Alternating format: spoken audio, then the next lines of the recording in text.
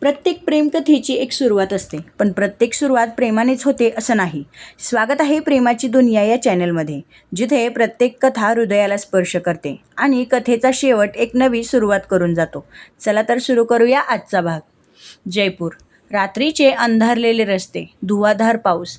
एका काळ्या रॉल्स रॉयसच्या काचांवर पावसाचे थेंब वेगाने आदळत होते.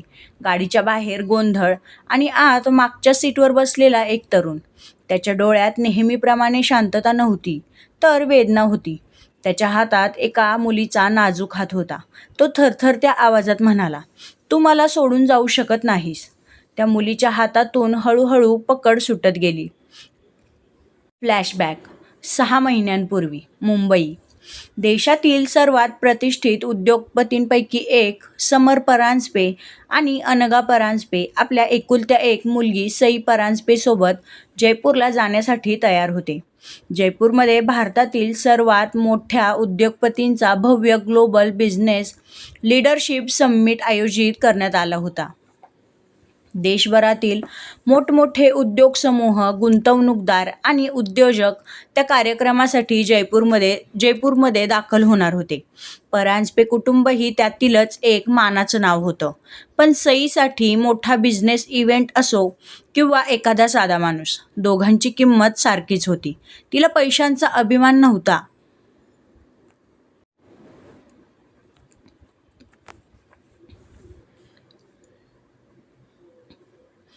तर माणुसकीवर विश्वास होता. जयपूर. आलिशान हॉटेलसमोर एकामागोमाग एक लक्झरी गाड्या थांबत होत्या. माध्यमांची गर्दी, कॅमेऱ्याचे फ्लॅश आणि सुरक्षारक्षकांचा कडेकोट बंदोबस्त.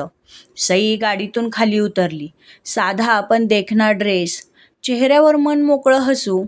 तिला पाहताच अनेक जण तिच्याकडे वळून पाहू लागले. अनघा हसत म्हणाल्या, "सई, जास्त दूर जाऊ नकोस." सई हसली. "मॉम, मी काही लहान बाळ नाही." समर हलकसं हसले. "ते आम्हाला माहीत आहे, पण आम्हाला तुझी सवयही ठाऊक आहे." ते म्हणाले. सईने ओठ वाकडे केले. "म्हणजे पुन्हा बॉडीगार्ड्स?" समरने मानेनेच होकार दिला. सईने समोर उभ्या असलेल्या 4 बॉडीगार्ड्सकडे पाहिलं आणि मनातच म्हणाली, "आज तुमच्यापासून सुटल्याशिवाय राहणार नाही." कार्यक्रम सुरू झाला. मोठमोठे उद्योगपती चर्चेत गुंतले होते. सई मात्र खिडकीतून बाहेर दिसणाऱ्या गुलाबी शहराकडे पाहत होती. तिच्या चेहऱ्यावर एकच इच्छा स्पष्ट दिसत होती. हे शहर तिला जवळून पाहायचं होतं. काही वेळाने तिने शांतपणे आपला प्लॅन सुरू केला. एका कर्मचाऱ्याला मदत करण्याच्या बहाण्याने ती दुसऱ्या कॉरिडॉरमध्ये गेली आणि मग तिथूनच तिसऱ्या, आणि काही क्षणांमध्येच तिने सगळ्या बॉडीगार्ड्सना चकवा देत ती हॉटेलच्या बाहेर आली. पहिल्यांदाच ती मोकळ्या हवेत श्वास घेत होती. ती हसली. जयपूरच्या रंगीबेरंगी रस्त्यांवरून चालताना तिला एका कोपऱ्यात बसलेल्या एक वृद्ध आजी दिसल्या. त्यांच्यासमोर फुलांची टोपली होती, पण कोणीही त्यांच्याकडे फिरकत नव्हतं. सई त्यांच्या जवळ बसली. "आजी, आज फुलं विकली नाहीत का?" तिने आपुलकीने विचारलं. आजींच्या डोळ्यात पाणी आलं. "आज नशीब साथ देत नाही ग बाळा," त्या म्हणाल्या. सईने क्षणाचाही विलंब न करता सगळी फुलं विकत घेतली. पण तिने ती स्वतःकडे न ठेवता रस्त्यावरून जाणाऱ्या लहान मुलांना, एका नवविवाहित जोडप्याला आणि मंदिरात जाणाऱ्या एका महिलेला हसत हसत ती फुलं देऊन टाकली. क्षणातच आजींची टोपली रिकामी झाली. सईने पैसे त्यांच्या हातात ठेवले. आजींचे डोळे भरून आले. त्यांनी सईच्या डोक्यावर प्रेमाने हात ठेवला. त्या म्हणाल्या, "देव तुझ्या आयुष्यात असा माणूस पाठवो, जो तुझ्या या हसण्याचं आयुष्यभर रक्षण करेल." सई हलकेच हसली. ती म्हणाली, "आजी, आशीर्वाद पुरेसा आहे."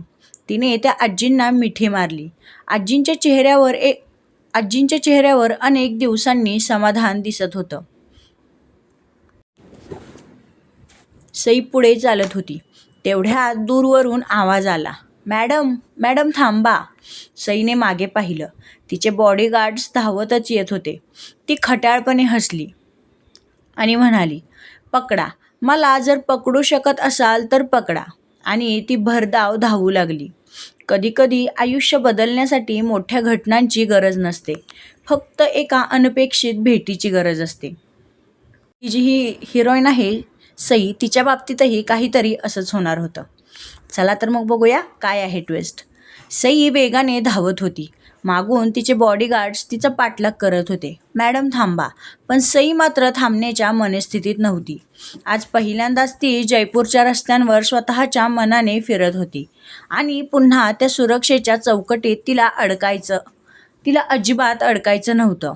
धावताना तिचं लक्ष मागे होतं आणि तेवढ्यात समोरून एक आलिशान काळी रॉल्स रॉयस फॅन्टम वेगाने येताना दिसली. क्षणभर सईला काहीच समजलं नाही. ड्रायव्हरने परिस्थिती ओळखत जोरात ब्रेक लावला. गाडी अचानक थांबली. आजूबाजूचे लोक घाबरून त्या दिशेने पाहू लागले. सईने एक दीर्घ श्वास घेतला. मागून येणारे बॉडीगार्ड्स आता काही अंतरावरच होते.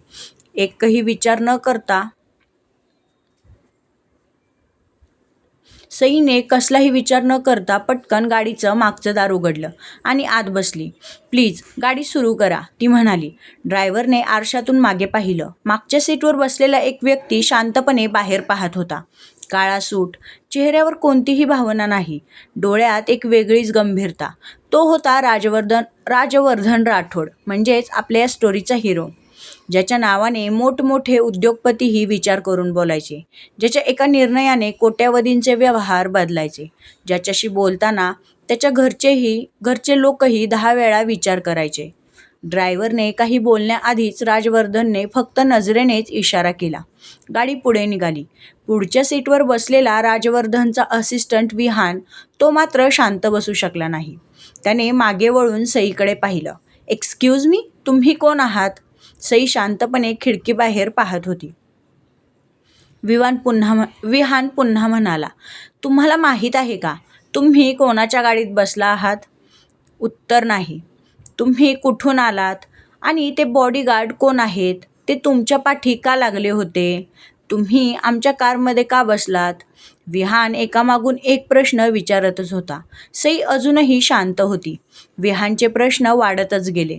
तुम्ही किमान तुमचं नाव तरी सांगू शकता का? अखेरीस सईने डोळे बंद केले आणि संयमाने एक खोल श्वास घेतला. ती वळली. तुम्ही प्रश्न विचारत आहात की माझी चौकशी करत आहात? विहान थांबला. सई पुढे म्हणाली, आणि हो, मी मुद्दाम तुमच्या गाडीत बसले नाही. माझे बॉडीगार्ड्स माझ्या मागे लागले होते. त्यांच्यापासून वाचण्यासाठी मला तुमची मदत घ्यावी लागली आणि मदत केली त्यासाठी धन्यवाद. पण धन्यवाद म्हणते म्हणजे तुम्हाला मला त्रास देण्याचा परवाना मिळत नाही. विहान तिच्याकडे एकटकच पाहत राहिला. सईने राजवर्धनकडे पाहिलं. ती म्हणाली, आणि हो, या गाडीचे मालक तुम्ही वाटत नाही. क्षणभर शांतता पसरली. विहानला तर धक्काच बसला होता, कारण या गाडीत बसलेल्या राजवर्धनला न ओळखण्याची हिंमत फार कमी लोक करत होते. पण सईला मात्र त्याचा काहीही फरक पडत नव्हता. राजवर्धन मात्र पहिल्यांदाच कोणीतरी त्याच्याशी इतक्या सहजपणे बोलताना ऐकत होता. काही वेळाने सईची नजर रस्त्याच्या कडेला असलेल्या एका बागेकडे गेली.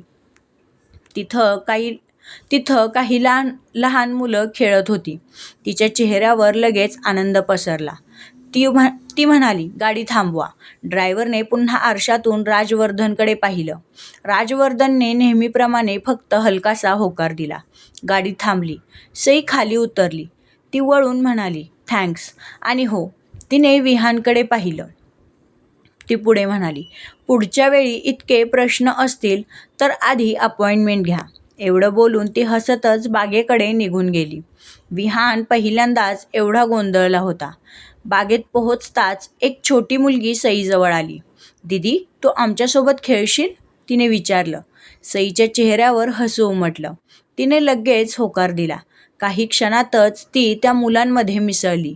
तिचं हसणं, तिचा साधेपणा आणि प्रत्येक व्यक्तीकडे समान नजरेने पाहण्याची तिची सवय, राजवर्धनच्या नजरेतून काहीच सुटलं नाही. तो शांतपणे तिला पाहत राहिला. विहानने त्याच्याकडे पाहिलं. बॉस? राजवर्धनने नजर हटवली नाही. विहान हलकसं हसला. कारण पहिल्यांदाच कोणीतरी तुम्हाला इग्नोर केलं आहे. विहान हलकंसं हसला. पहिल्यांदाच कोणीतरी तुम्हाला इग्नोर केलं आहे, तो म्हणाला. राजवर्धनने कोणतंही उत्तर दिलं नाही.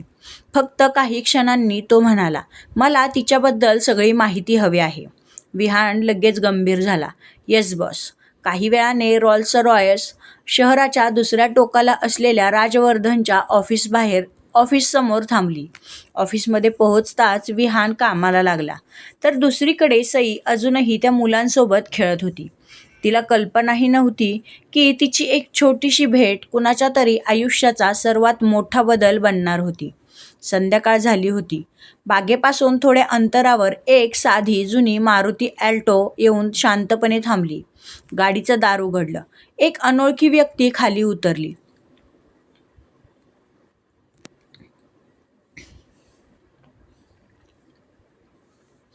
त्याने दूर उभ्या असलेल्या सईकडे पाहिलं.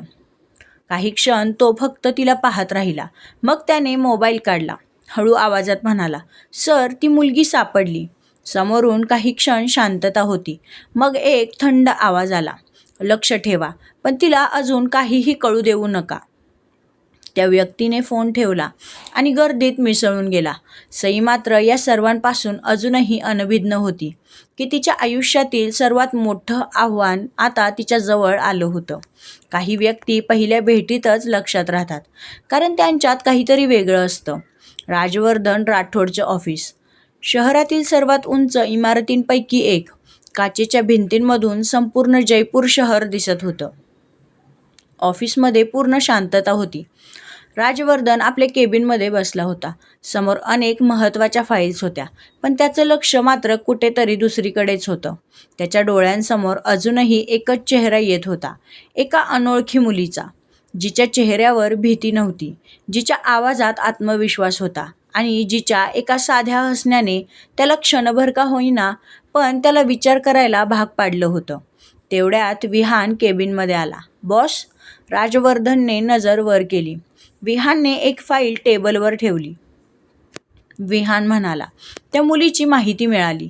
राजवर्धनने शांतपणे फाईल उघडली. पहिल्या पानावर नाव होतं, सई परांजपे. विहान पुढे सांगू लागला, समर परांजपे आणि अनघा परांजपे यांची मुलगी. परांजपे ग्रुपची एकुलती एक वारसदार. देशातील मोठ्या उद्योग घराण्यांपैकी एक.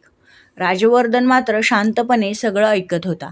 विहान पुढे म्हणाला, पण एक गोष्ट वेगळी आहे. राजवर्धनने नजर वर केली. काय? विहान हलकंसं हसला. तो म्हणाला, इतक्या मोठ्या घरात जन्मूनही मॅडमला पैशाचा अजिबात गर्व नाही. ती स्वतःच्या स्टाफशी, सामान्य लोकांशी आणि मोठ्या उद्योगपतींशी सारख्याच पद्धतीने वागते. राजवर्धन काही क्षण शांत राहिला. त्याच्या चेहऱ्यावर अजूनही कोणतेही भाव नव्हते, पण मनात एक विचार आला, इतक्या मोठ्या जगात अशी माणसं अजूनही आहेत. दुसरीकडे हॉटेलच्या रूममध्ये सई आपल्या मॉम आणि डॅड समोर बसली होती. समर परांजपे थोडे नाराज दिसत होते. ते म्हणाले, सई, तुला कल्पना आहे का तू काय केलंस? सई शांतपणे खाली पाहत होती. अनघा तिच्याकडे पाहून हसल्या. त्या म्हणाल्या, तिला ओरडू नका, मला माहीत आहे ती असं का करते. समरने सईकडे पाहिलं. ते म्हणाले, मला तुझ्या मनाचा अभिमान आहे, पण स्वतःची काळजी घेणंही गरजेचं आहे ना. सईने बाबांचा हात हातात घेतला. ती म्हणाली, सॉरी डॅड, पण आज त्या आजींच्या चेहऱ्यावरचं समाधान पाहिलं ना, मला ते खूप छान वाटलं. समर तिच्याकडे पाहत राहिले, कारण त्यांना माहीत होतं, त्यांची मुलगी श्रीमंत घरात जन्मली होती, पण तिचं मन खूप साधं होतं. दुसऱ्या दिवशी जयपूरमधील ग्लोबल बिझनेस समिट सुरू होणार होता. सर्व मोठमोठे उद्योगपती तिथे उपस्थित होते. परांजपे ग्रुप आणि राठोड इंडस्ट्रीज दोन्ही नावं त्या कार्यक्रमाची मुख्य आकर्षण होती. सई तिच्या मॉम डॅडसोबत कार्यक्रमस्थळी आली. तिच्या चेहऱ्यावर नेहमीचं हसू होतं. तर दुसऱ्या बाजूला राजवर्धन राठोडची एंट्री झाली. सभागृहातील अनेक लोक शांत झाले. काही लोक आदराने उभे राहिले, तर काहींनी एकमेकांकडे पाहिलं, कारण राजवर्धन राठोड जिथे असायचा तिथे वातावरण आपोआप बदलायचं. सईने त्याला पहिल्यांदा पाहिलं. तिला लगेच आठवलं, हीच ती व्यक्ती जिच्या गाडीत ती काल बसली होती.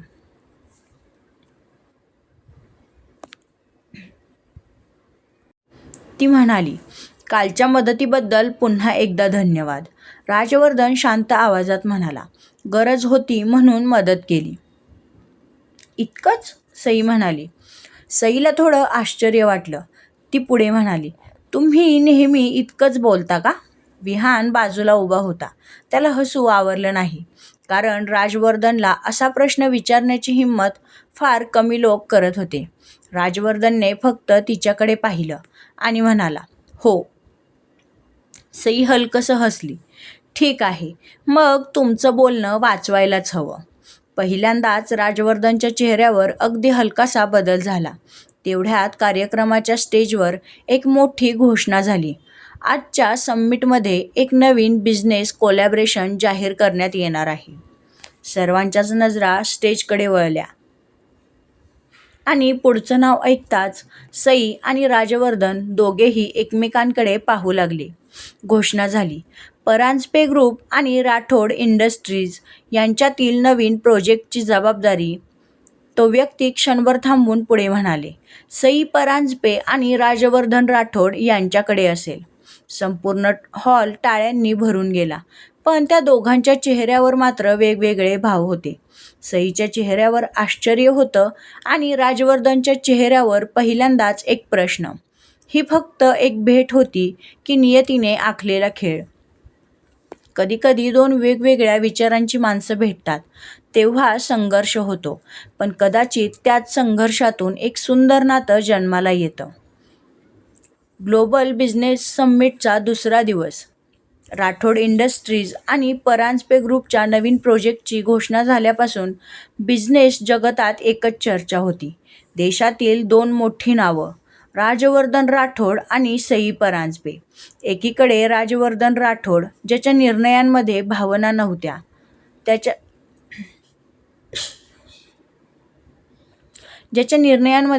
नव्हत्या, फक्त नफा, वेळ आणि परिणाम असायचे. आणि दुसरीकडे सई परांजपे, जिच्यासाठी प्रत्येक निर्णयामागे माणसं असायची. Meeting room. मोठ्या स्क्रीनवर प्रोजेक्टची संपूर्ण माहिती दाखवली जात होती. राजवर्धन टेबलच्या एका बाजूला बसला होता. समोर कंपनीचे वरिष्ठ अधिकारी होते. सई तिच्या मॉम डॅडसोबत दुसऱ्या बाजूला बसली होती. राजवर्धनने फाईल समोर ठेवली. तो म्हणाला, आपण हा प्रोजेक्ट 3 महिन्यात पूर्ण करू. एका अधिकाऱ्याने थोडं संकोचून सांगितलं. सर, 3 महिने खूपच कमी वेळ आहे. काही स्थानिक लोकांचं स्थलांतर आणि काही परवानग्यांची प्रक्रिया बाकी आहे. राजवर्धनने कोणताही विचार न करता उत्तर दिलं. प्रोजेक्ट वेळेत पूर्ण झाला पाहिजे. बाकीच्या सगळ्या गोष्टी तुम्ही मॅनेज करा. सगळे शांत झाले, पण सईने पहिल्यांदाच त्याच्याकडे लक्षपूर्वक पाहिलं. 1 मिनिट, ती म्हणाली. सगळ्यांच्या नजरा सईकडे वळल्या. राजवर्धनने तिच्याकडे पाहिलं. तो म्हणाला, तुम्हाला काही बोलायचं आहे का? सई शांतपणे म्हणाली, हो. ती बोलू लागली. प्रोजेक्ट महत्त्वाचा आहे, पण त्यासाठी कोणाचं आयुष्य विस्कळीत होणार असेल तर त्याचा विचार करायला हवा. राजवर्धनचा चेहरा निर्विकार होता. तो म्हणाला, बिझनेस भावनांवर चालत नाही मिस परांजपे. सईने लगेच उत्तर दिलं, पण बिझनेस माणसांसाठी असतो, माणसं बिझनेससाठी नाही. क्षणभर खोलीत शांतता पसरली. विहानने नकळत राजवर्धनकडे पाहिलं, कारण आजपर्यंत त्याच्या निर्णयाला अशा पद्धतीने कोणीही आव्हान दिलं नव्हतं. राजवर्धन खुर्चीत मागे टेकला. तो म्हणाला, तुम्हाला काय वाटतं, मी चुकीचा निर्णय घेतोय? सईने आत्मविश्वासाने उत्तर दिलं, मला वाटतं निर्णय घेण्याआधी त्या लोकांना एकदा भेटायला हवं. कागदावर असलेले आकडे आणि जमिनीवर जगणारी माणसं दोन्ही वेगवेगळे असतात. राजवर्धन काही क्षण तिच्याकडेच पाहत राहिला. तिच्या आवाजात भीती नव्हती, फक्त विश्वास होता. मीटिंग संपली. सगळे बाहेर आले. सई फाईल्स घेऊन बाहेर पडत होती. तेवढ्यात राजवर्धनचा आवाज आला, मिस परांजपे. सई थांबली. तो म्हणाला, तुम्हाला प्रत्येक गोष्टीत भावना का दिसतात? सई वळली. आणि तुम्हाला प्रत्येक गोष्टीत फक्त फायदाच दिसतो का? काही क्षण दोघेही एकमेकांकडे पाहत राहिले. राजवर्धनच्या चेहऱ्यावर पहिल्यांदाच थोडी उत्सुकता दिसली, कारण ही मुलगी त्याच्याशी घाबरून बोलणारी नव्हती. काही वेळाने सई स्वतः त्या प्रोजेक्टच्या जागेवर जाण्याचा निर्णय घेते. तिथे पोहोचल्यावर तिला कळतं, काही कुटुंब खरंच अडचणीत आहेत. एक लहान मुलगी सईचा हात पकडते.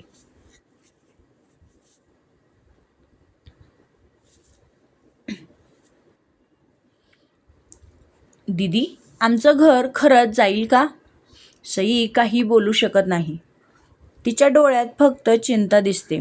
दुसरीकडे राजवर्धन आपल्या ऑफिसमध्ये त्या प्रोजेक्टची फाईल पाहत असतो. तेवढ्यात त्याच्या लक्षात एक गोष्ट येते.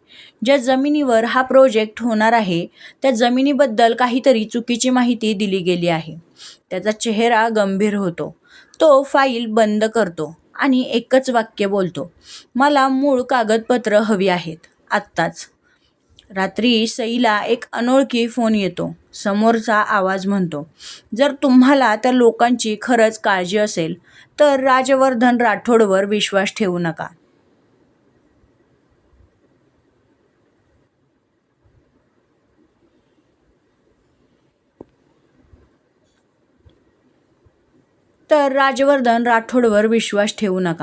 सई थबकते. ती विचारते, कोण बोलतंय? पण फोन कट होतो.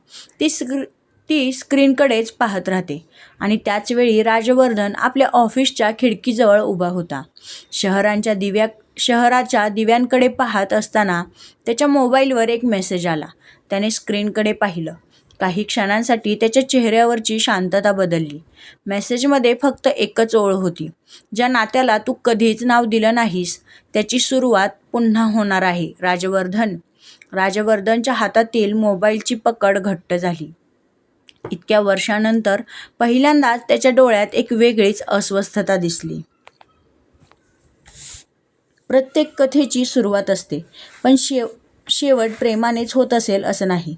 म्हणूनच अनोळखी तूचा पुढचा रोमांचक प्रवास चुकवायचा नसेल तर आत्ताच प्रेमाची दुनिया चॅनेलला सबस्क्राईब करा. या व्हिडिओला लाईक करा आणि ही कथा तुमच्या ती त्याच्याकडे पाहत होती. तेवढ्यात राजवर्धनची नजरही तिच्यावर गेली. दोघांच्या नजरा एकमेकांना भिडल्या. काही क्षण शांतता पसरली. मग सई हळूच पुढे आली.